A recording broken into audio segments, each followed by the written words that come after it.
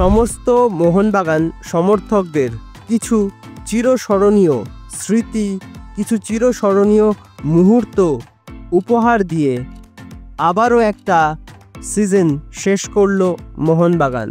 তবে তাদের ভবিষ্যৎ পরিকল্পনা বা আগামী মরশুমে তারা কি ভাবছে সেটা কিন্তু এখনও স্পষ্ট নয়।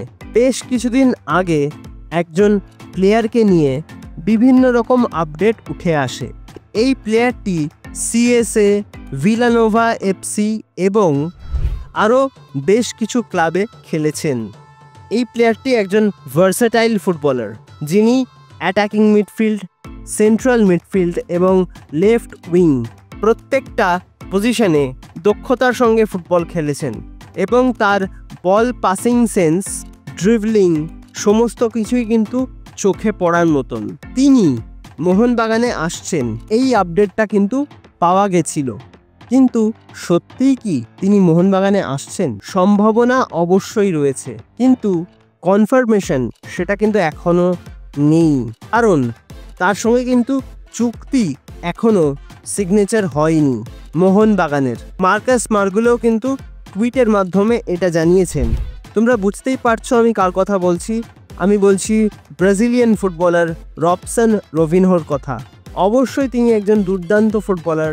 বিগত দিনে বসুন্ধরা কিংস, ফ্লুমিনেন্সে প্রভৃতি ক্লাবে দাপটের সঙ্গে ফুটবল খেলেছেন এবং বর্তমানে মোহনবাগানে আসার সম্ভাবনা কিন্তু তার রয়েছে, কিন্তু সেটা একেবারে যে কনফার্ম সেই জিনিসটা কিন্তু বলা যাবে না, কারণ চুক্তি কিন্তু এখনও সিগনেচার হয়নি।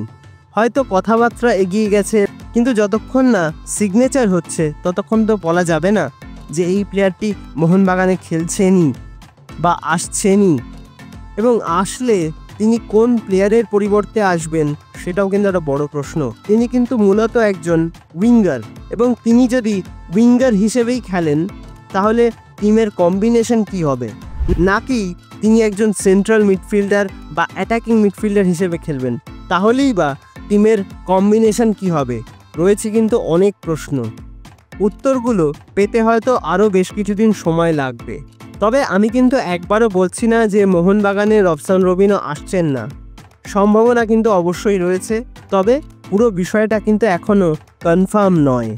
তো দেখা যাক এই বিষয়ে ভবিষ্যতে কি আপডেট পাওয়া যায়। যাই আপডেট আসুক না কেন, সেটা জানতে গেলে কিন্তু তোমাদের এই চ্যানেলটাকে সাবস্ক্রাইব করে রাখতে হবে। ভিডিওটা ভালো লাগলে লাইক, কমেন্ট, শেয়ার এবং সাবস্ক্রাইবটা অবশ্যই করে দিও। আর হ্যাঁ, এই বিষয়টা নিয়ে অর্থাৎ রবসন রবিনহোর ট্রান্সফারটা নিয়ে তোমাদের কি মতামত সেটা কিন্তু অবশ্যই আমাকে জানিও কমেন্টের মাধ্যমে। তো আজকের মতন ভিডিওটা তাহলে এখানেই শেষ করছি। দেখা হবে আবারও পরবর্তী ভিডিওতে, নতুন কোনো দিন, নতুন কোনো সময়। তোমরা ভালো থেকো এবং সুস্থ থেকো।